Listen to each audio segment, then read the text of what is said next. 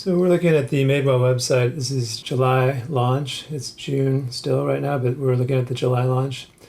And basically I did all the selling shots for Madewell, which includes both the on figures, clothing shots with models wearing the clothes, and the EIECs, which are basically all the shots for items that are non-apparel, and also all the apparel items, but shot as stills. So shot either on a hanger or as a laydown.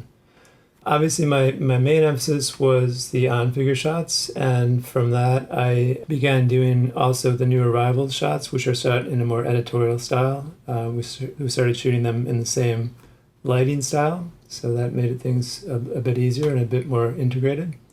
So if you click on the new arrival editorial image, for instance, you'll go to the selling page.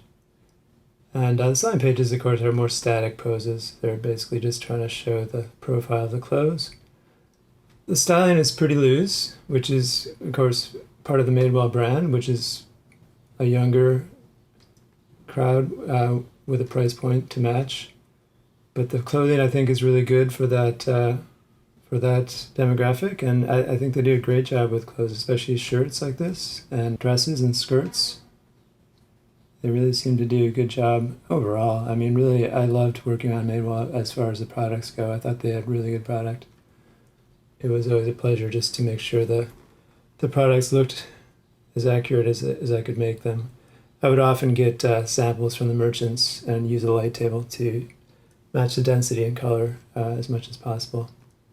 The lighting style for on figures for Madewell from fall of 2010 when I started to the middle of 2014 was a very hard light with crisp shadows. It looked good for a lot of things. It was very clean and it looked very sharp. This hard light style looked really good on the swim, of course, because it really looks like sunlight. And as long as you don't blow out the skin, usually there's enough detail to bring back the clothing to be accurate. Madewell's website came quite far in the 4 years I worked there. I was really proud to be involved in a lot of the changes and a lot of the improvements and a lot of the improvement in image quality as well. We made a lot of shifts in 2014 to have a new style of on figures that was a bit more natural. We went to a background that was not pure white and had a horizon line, as you can see here. And then, of course, we added the background to the laydown shots as well. We're knocking them out to white and then adding this background tone. From the programming end, the biggest changes were the zoom function, which used to be fairly slow and became quite quick and quite easy to use. Rolling over anything, it made it immediately show up at 100%.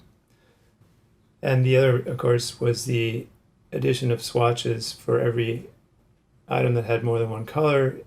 As soon as you rolled over it, you saw the other color choices in the selling array. From a file management and web developing point of view, I basically had been loading all the images since summer of 2012 through Scene7 software, Adobe Scene7. It works quite well. And in the last 6 to 10 months that I was there, I was loading quite a few of the modules that were special modules, like the monogram shop, the new arrivals, and the accessories shop. We were handling those through Scene7, and it was working quite well.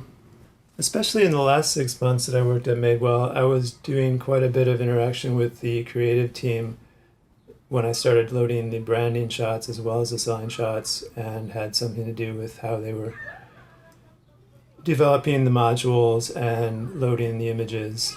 We did a lot with Scene7. Scene7's really flexible, and we were trying to do more as I was approaching the end, and that was really a productive end to my stay at Madewell.